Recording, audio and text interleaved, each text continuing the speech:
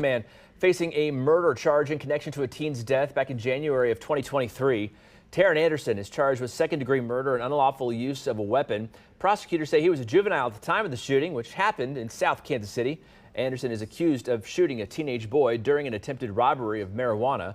Family court has determined that he'll stand trial as an adult.